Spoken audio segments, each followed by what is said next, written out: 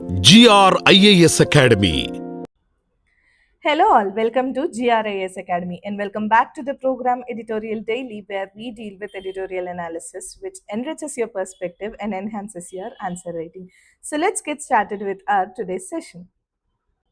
Yes, the first article for today is The Urban Nightmare, a Fire with No Escape. So let us begin today's lecture with a grim reality check regarding our modern cities. On June 22nd of 2026, 15 people has died suffocated in a burning building in Aliganj of Lucknow. So they were trapped behind the smoke-filled corridors with the sealed exits in a unauthorized commercial structure which is operating out of a residential neighborhood. So was this an unpredictable act of a nature? We have to have this question, but we have to say no, it was a tragedy which is waiting to happen, which is aided directly by the very institutions whose job is was to prevent it. Okay, no, and this isn't an isolated event, not only a single event, and the incidents which follows, like the Delhi Malviya Nagar incident, which has been taken up in Delhi on June 3rd of 2026. Also, it is a fire broke out in a bed and breakfast operating, which is illegally with no emergency exit. Okay, and again another event in Bhiwadi of Rajasthan, which took place in around February 2026. Even this event also has stated an illegal firecracker manufacturing unit, which has caught the fire behind the locked doors. And also the Tamil Nadu incident, the Vridunagar Tamil Nadu incident, is also about a firecracker unit which is operating illegally on Sunday, which resulted in fatal fires. Okay, when we look into the data of it, almost approximately 13,000 to 15,000. 13,000 to 15,000 of fire deaths have been reporting annually in India. In the first quarter of 2026, if we observe, alone 39 people has died in fire in Delhi before the summer has peak even begin. Okay, now, so actually we have to see this, like we live in an era where India possesses a technological capabilities that were unimaginable a decade ago, as the GIS, the Geographic Information System, to track the land use changes, and also the satellite imaginary to identify the unauthorized encroachments, and also AI and the digital database. Also, we have to flag the anomalies, monitor the compliance, and detect the unauthorized constructions in the real time. Okay, all these technologies we have, but the key question which is coming is, if we have the technology to detect the every illegal building, why does the death traps continue to operate in the plain sight? We have to have this question. So the core issue is, technology is useless without the political and administrative will. Political and administrative will. Okay, so technology is useless without the political and administrative will. The main problem isn't it lack of tools or the technology, but it is the political pressure and the vote bank calculations and driving the informal economies and deep rooted corruption.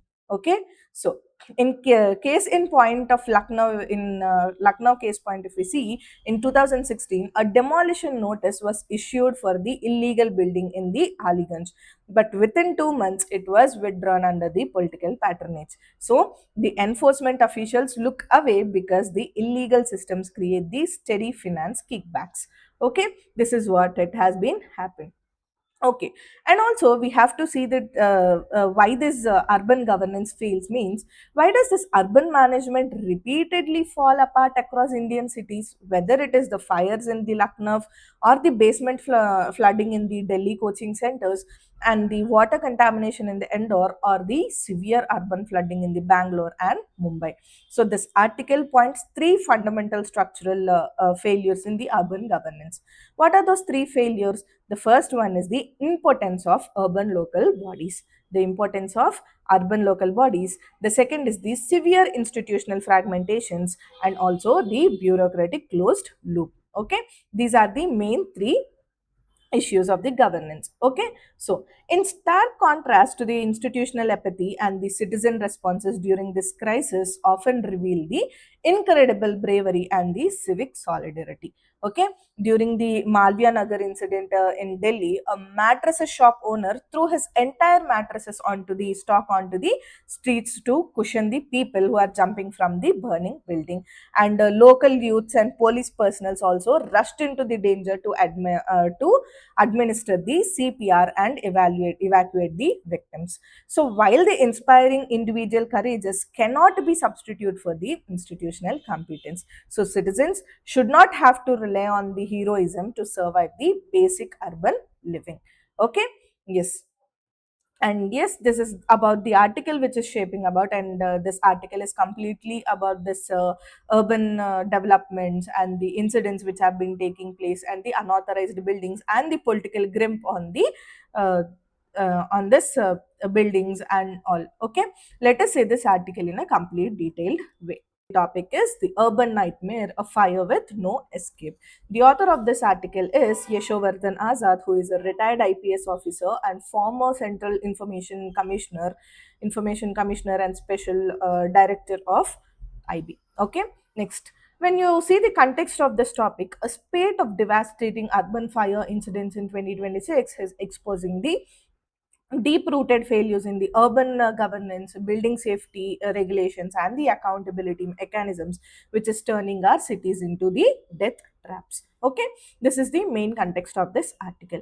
And let us see the syllabus. How can we link this article to our syllabus? We can link this article to our GS paper 2, which is the governance in constitution, polity, and the administration, and also the government policies and the interventions. And also for GS paper 3, we can link this article to the disaster management, urban development, infrastructure issues and remedies, and also science and technology. Okay, now when we look into the core concept of this article, in that the first one is the context and recent incidents. As we discussed, the Aliganj Lucknow incident in June 22nd, 2026, where the 15 people has been died in burning residential building which is operating in an unauthorized commercial establishment without any viable fire escapes. Okay, next, the Malviya Nagar incident, which is took place in on June 3rd of 2026. It is also a fire in the bed and breakfast facility, which is caused by the illegal constructions and no emergency exits. Okay, next is the Bhiwadi Rajasthan incident, which happened in February 2026. A fire at an illegal a firecracker manufacturing unit, which is operating behind the closed doors. Next is Virudnagar of Tamil Nadu incident, is also a fire and illegally running firecrackers factory. So when we come see the historical data, India records approximately 13,000 to 15,000 fire deaths annually. So in Delhi alone, we see 39 people died in the fires in the 2026 before the summer has been peaked. Okay, now when we see the core issues in the urban governance, what are the core issues? I told you there are three core issues the article is stating about. The first one is the systemic apathy and the violations without consequences. That is, the known illegalities. Obviously, the known illegalities like the unauthorized structures, illegal basements, lack of fire clearances are widespread and well known, yet continue to be unchecked. Okay, this is one of the point we have to note down. Next is enforcement collapses. Even the demolition notices have been sent to the buildings like Lucknow and Aliganj in 2016 are withdrawn due to the political backing and patronage in and bribes. Okay, next, the second issue is the core issue of the urban governance is the fragmentation of governance and accountability vacuum, which is overlapping the authorities across the multiple agencies, which creating a confusion and dilution of responsibility. So under the 74th Constitutional Amendment Act, the urban local bodies were meant to be empowered, but states remain the real power. So elected representatives lacks the executive authority basically.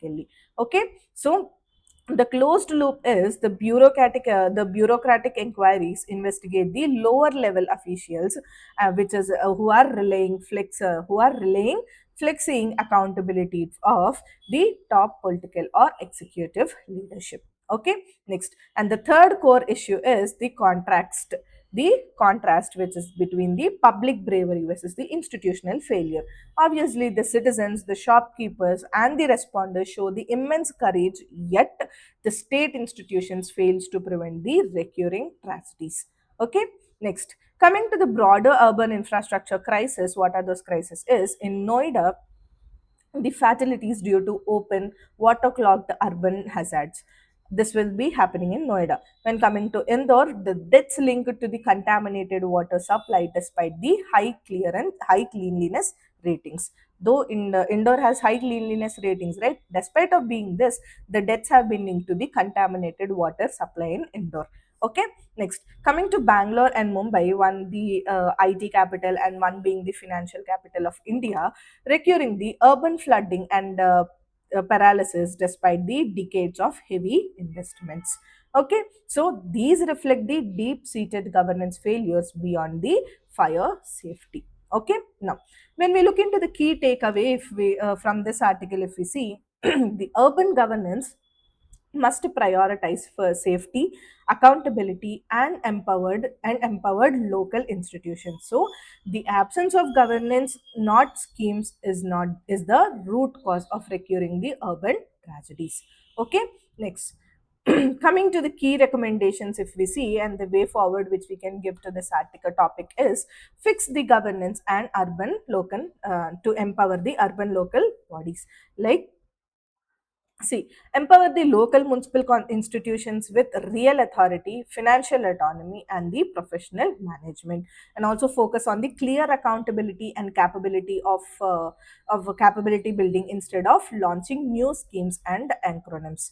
Okay, next, hold top leadership accountable. Like Indian indicate the senior political leaders, example the urban development ministers and the departmental heads, and also move beyond the closed loop like this bureaucratic inquiries that target only lower level enforcers. Okay, next, utilize the technology for complaints. Obviously, we have more technology for this, like leverage the existing tools like satellite imaginaries, the drones, the GIS mapping, and the AI anomaly detection, and the digital property database, and also use the technology for real time monitoring, detection of illegal land use, and strict enforcement, not as a mere showcase. Okay, next is dismantle the entrenched corruption,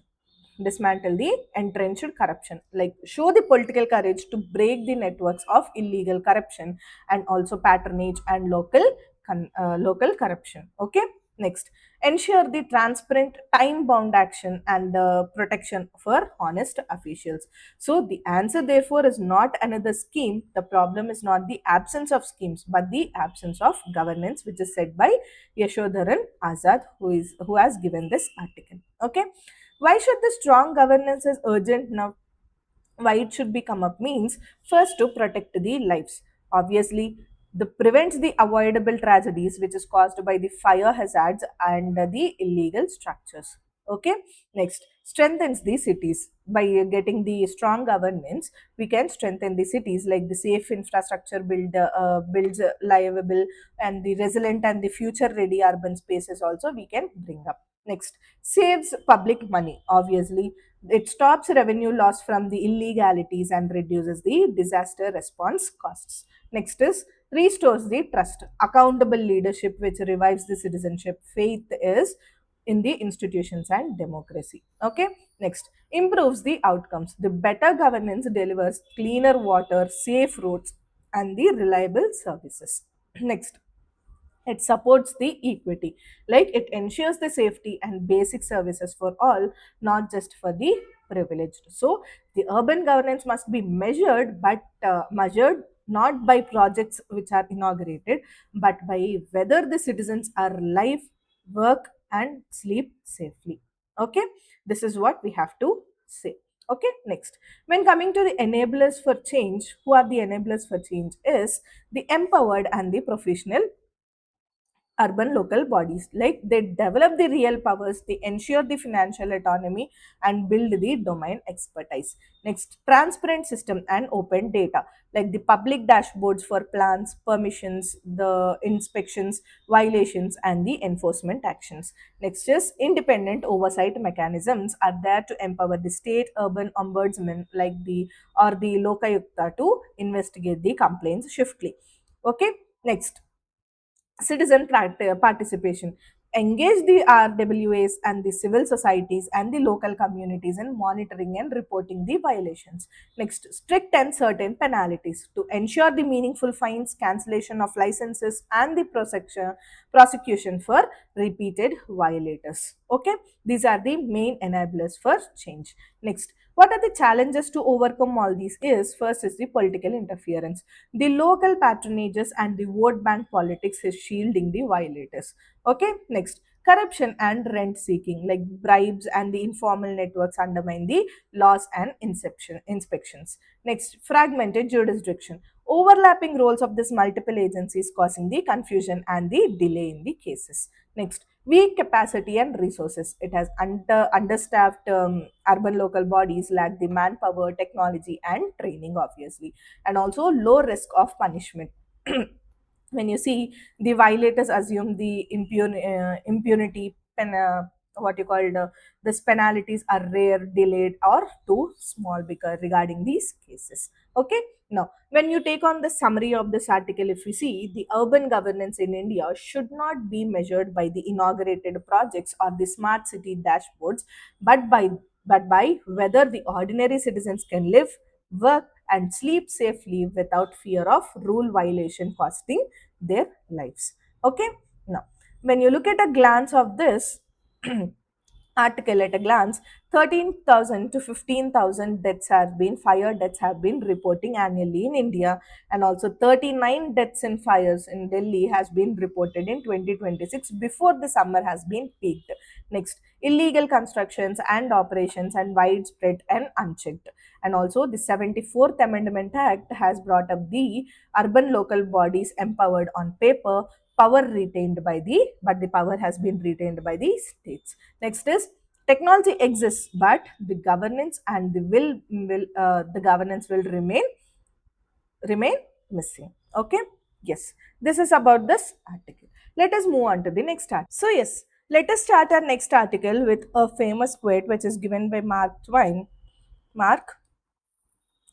which is stating that the difference between the almost right word is and the right word is really a large matter.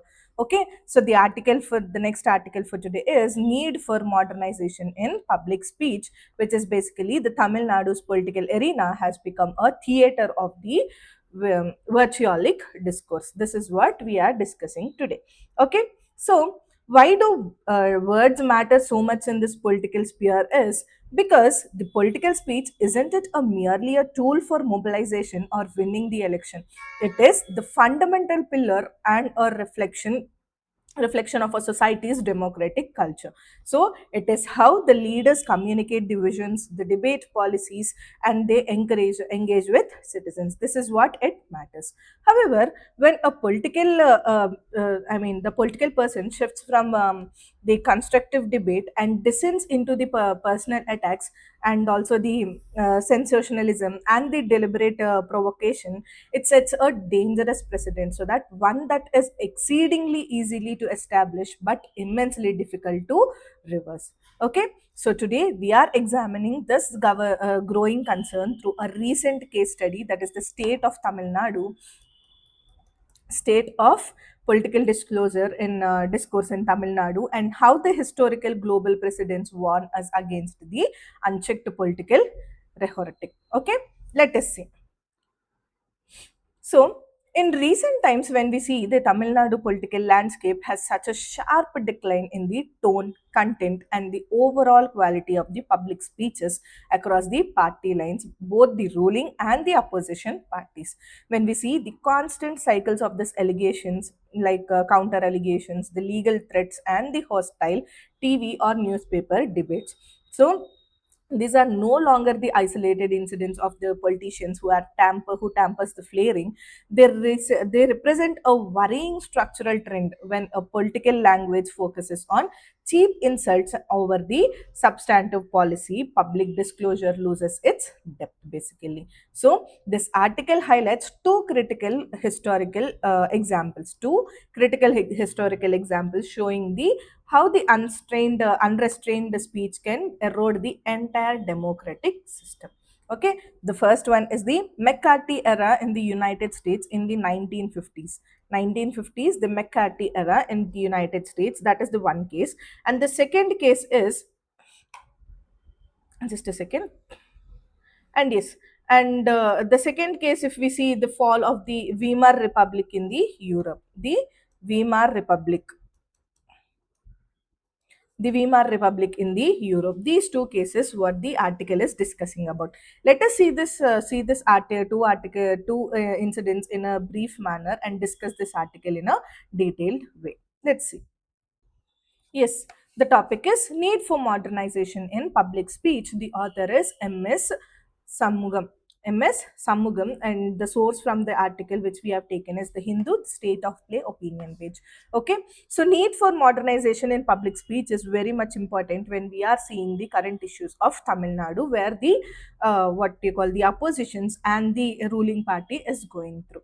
Okay, now let us see the context of the topic. The context is basically the Tamil Nadu political discourse is increasingly marked by proactive rhetoric, which is personal attacks and the sensationalism. So, the decline in the quality of this public speech by leaders across the spectrum is becoming a worrying trend that threatens the democratic norms and the social harmony. Okay, and how can we link this article to the topic to this syllabus? Is we can link this article to the syllabus of GS paper 2, which is the polity and the governance, the democratic values, freedom of speech, and ethics in the public life. Okay, now when we look into the core concept of this article, if we see, first is why this political speeches matter a lot means when you look into the foundation of the democracy, the political speeches which reflects the democratic values, it communicates the policies, the ideology and the governance priorities,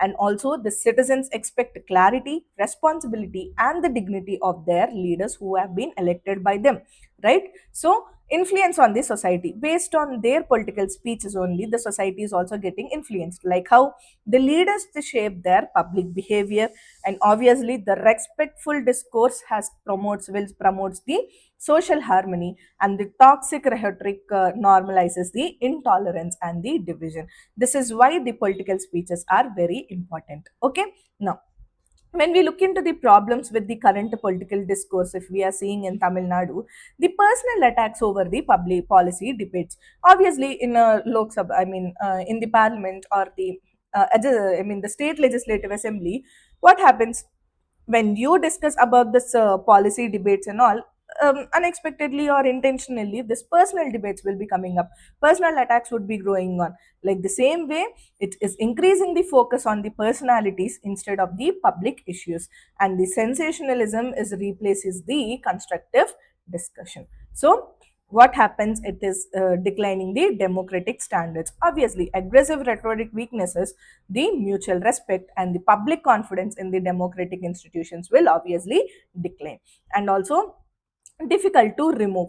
Once the uncivil political discourse becomes normalized, restoring a healthy democratic culture becomes very much extremely difficult. Okay, now when we see the global lessons, as I said, the article is speaking about two historical cases. The first one is the McCarthy era of the United States, where the Senator Joseph McCarthy's speeches relied on sweeping allegations and the public accusations. So it created fear, mistrust, and the institutional damage in the society, and also it careers were destroyed without a due process, and the public discourse the deteriorated significantly. So main lesson from this era is irresponsible political speech can weaken the democratic institutions far beyond the immediate political gains. Okay, Next, and the next case is the Weimar Republic of Germany. If we see increasingly polarized political rhetoric erode has democratic norms. Okay, eroded the democratic norms, and also the mutual respect among the political actors has been declined, and the verbal aggression eventually contributed to the political instability. So the words can influence the long term stability of democratic system. At a glance, if we see, so, tone and quality of speech matters as much as the content. We have to know about this. And also, the verbal aggression can damage the democracy and the institutions also. And however, the modernization in speech, which builds trust and strength in the society, and also leaders set the tone of the society follows. Okay, next. The next one is the leaders shape the public discourse. Why the leaders will shape the public discourse is basically the clarity over confusion. They provide the clarity of vision rather than creating the confusion. They have to do it. And also the solutions over the slogans offer solutions to problems instead of mere slogans around this obligations and all. Next is unite rather than divide, because they inspire the unity and the inclusivity, not division and hatred. Okay, next, dignity in the disargument.